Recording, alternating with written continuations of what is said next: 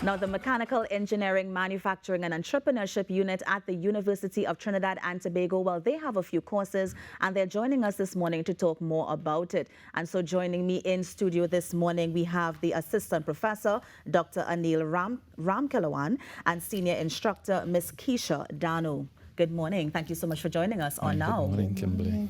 Now, I'm coming to you first, Doc, in terms of the MME unit. We're hearing engineering, but there are also so many other programs that fall under that unit. First of all, tell us about the MME unit. So, to begin with, MME stands for Mechanical Engineering, Manufacturing and Entrepreneurship. So it's a long title, yes, but it has to encapsulate, all the programs under that unit. So mechanical engineering forms the foundation courses, right? Then we move into the manufacturing, right? Which we increase the level in terms of, we are in the fourth industrial revolution, right? So we need to look at the IoT, AI technology, robotics, mechatronics, right? So we try to incorporate all of that in our programs.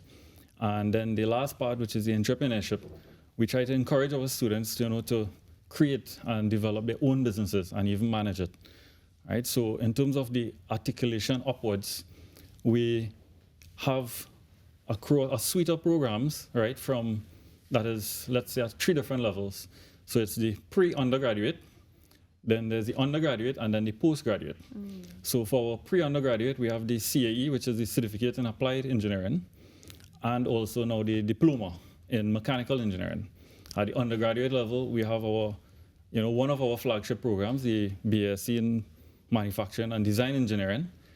And moving towards now the master's program, we have 2 masters. One is the IMME and one is the IDE. So it's the Innovation in Manufacturing Management and Entrepreneurship. Yeah. And then there's the IDE, which is the Innovation, Design and Entrepreneurship. Right? So one is more technical than the other, which is the IDE. And the other IMME is more management-based, right? For the postgraduate as well, we have our Masters in Philosophy and Doctor in Philosophy. Of course. Right? So we do have students, now and again who would like to go all the way through the program, right? So there's a proper articulation upwards. In terms of, let's say, the program itself, students can enter at various levels, right? And we'll come across that in a little bit. So that was going to be one of my questions, actually, Dr. Ramkilawan, because I'm wondering, so you said that there are students who come in, maybe they do the pre-degree, degree, and then they go all the way to master's. Correct. Do you advise them to go straight through, or do you advise maybe at the end of the bachelor's or the BSc, they take a break, get some work experience, and then come back to do the master's? Right. So even within the various courses, we do have, let's say, on-the-job training, right, which is one of the benefits. And sometimes, we do cater for both full-time and part-time.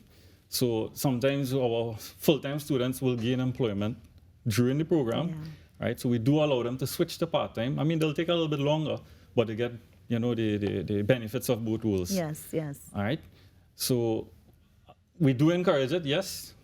Because it's a hand-in-hand situation where they will gain the experience as they move along. I think so. Yeah. I'm coming to you, Ms. Dano, because I wanted to know the entry requirement. It sounds like a very, very interesting program that MME is offering. And so tell us about the entry requirements for this program or the programs under the unit. Okay, so we have several levels of entry. So we have the certificate levels in the pre-university, where we only ask for 3 CSEC subjects, including math, English, and a science or technical subject. When you go into the diploma program, the NETD, in mechanical engineering, they usually require 5 CSEC subjects, including math, English, and physics.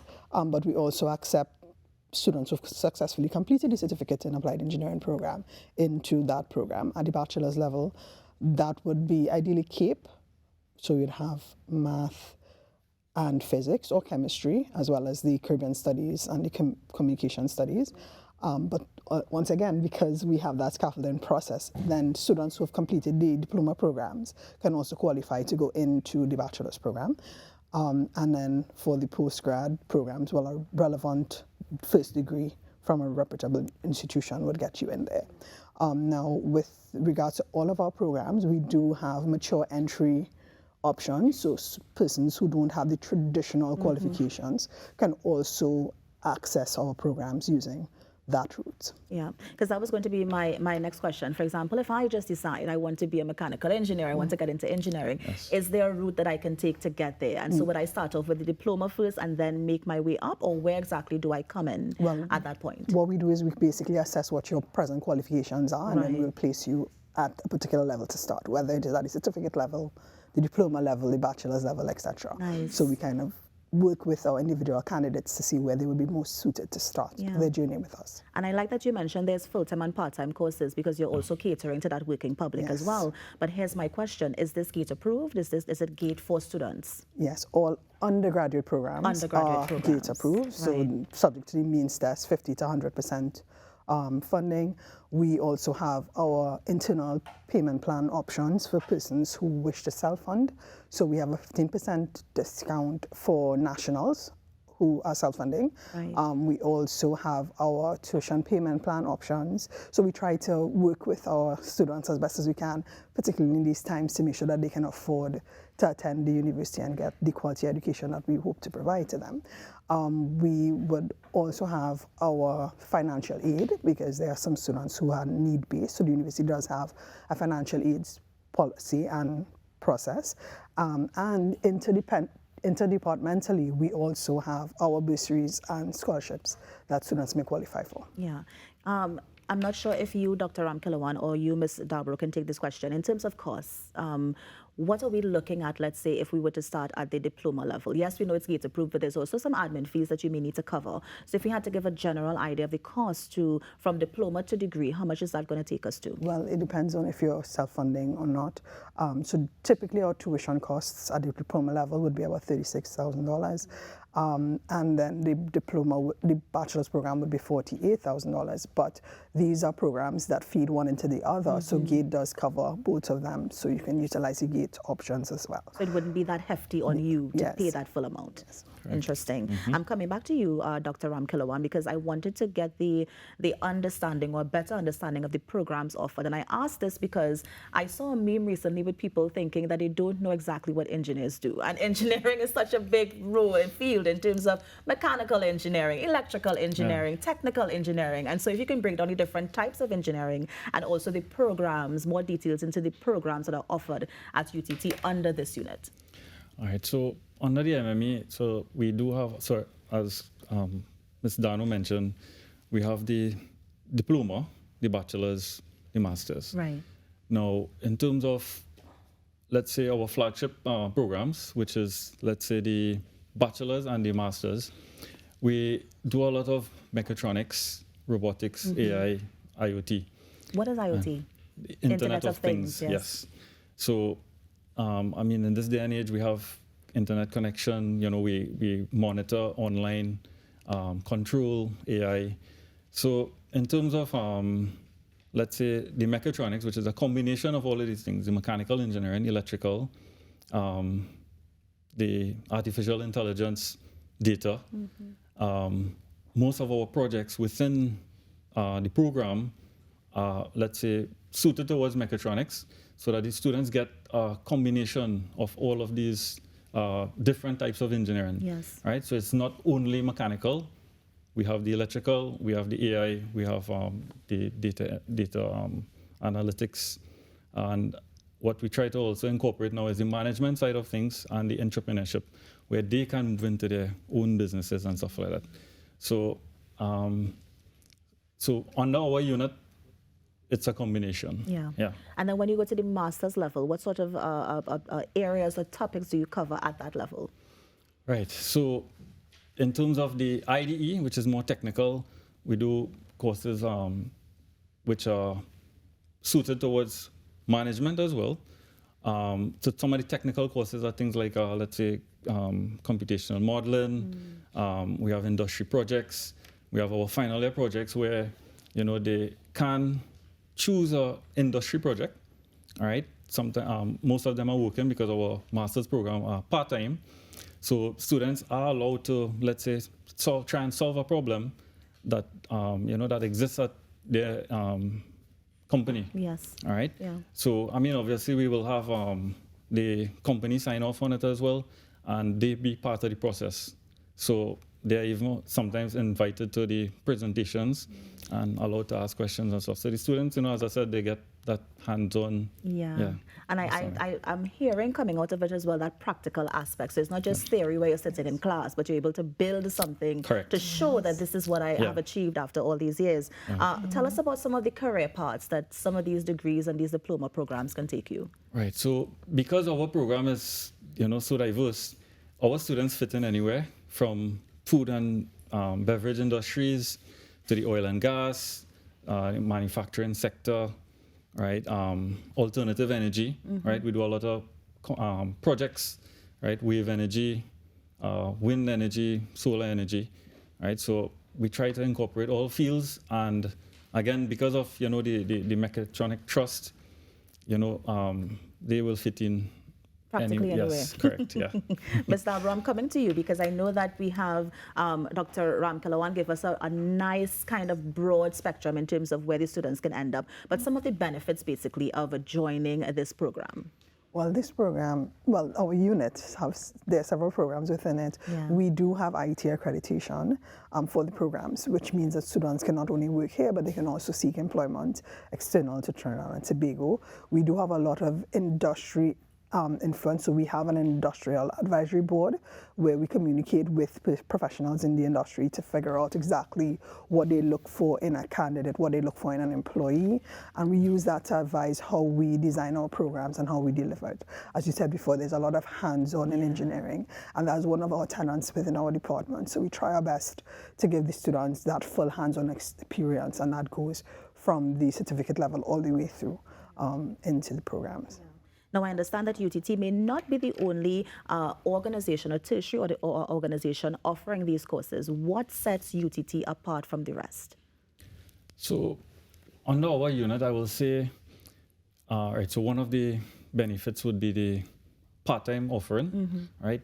Not many universities offer a part-time engineering degree, right? It takes them a little bit longer, but again, it's a cater for the students who are working, all right?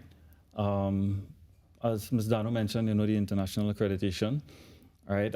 It is UK based. Our students will work anywhere in the world basically, and due to also the entrepreneurial trust that we have, so we do have courses within, again, our flagship programs, which is the bachelor's and the master's. Opening the businesses and stuff like that, creating and managing. We have had students successfully open their own businesses, both regionally and within Trinidad and Tobago. And we also look at, let's say, projects in the private and public sectors, right? So in terms of the public, we looked at regional corporations. So we had like the Sawa Lavantil Corporation, we have Penal Debe, Tuna Puna. And some of the projects they looked at was the flooding in the region, right? And currently, right now, I think they're looking at waste disposal at the local markets, right? Where they can utilize that waste. In terms of the private sector, they look at product improvement and, let's say, process efficiency.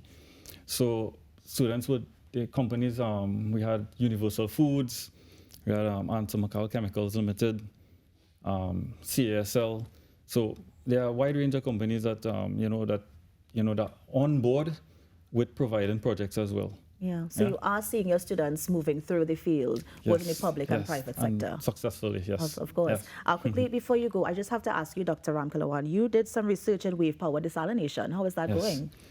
So when we started under Professor Prakash Prasad and my mentor, Dr. Sansa, who's in charge of our unit now, we were looking at a combination of wave power with desalination, right? So again, desalination now looks at high pressure, lot of power, and at that time we were looking at offshore rigs to try and, let's say, have fresh water available there. So that is the foundation of where it started. Currently, we have developed a pilot plant for desalination, where we use that for testing and stuff like that. And on the wave energy side, we have developed a simulator, which is lab-based, different from the traditional testing facilities where you require wave pools or you go out to the ocean and test. Yeah. So we do have, again, students that are upcoming, and we give them different parts of projects. So currently we have a student who's trying to develop a device, to let's say test on the simulator. And quickly, 30 seconds, Ms. Dabra. I can't have Dr. Ramkalawan talk about his and not you talk about yours. Give us a quick overview of your research project as well. So what I kind of focus in on presently is I look at development of course materials for those non-traditional entry students. So I work very closely in the certificate and applied engineering programs and those areas. So we look at how we get students who no longer don't start with the traditional entry requirements into the engineering fields and STEM fields, etc. Nice. And if we need to get any more information about the MME programs, where can we go? So we have the university website, UTT, and we do have an MME page where we have a host of information on the programs available. Let me thank you so much for joining us this morning. I hope that you have a lot of applications coming in as we look forward to the new academic year. So thank you so much for joining us. Thank you for having us. And that, of course, was the Assistant Professor, Dr. Anil Ramkalawan, and also the Senior Instructor, Ms. Keisha Dano, from the Mechanical Engineering, Manufacturing and Entrepreneurship Unit at UTT, just sharing about their programs, their diploma, degrees, and masters. You're on the Now Morning Show. We're going to take a break and be right back. Stay with us.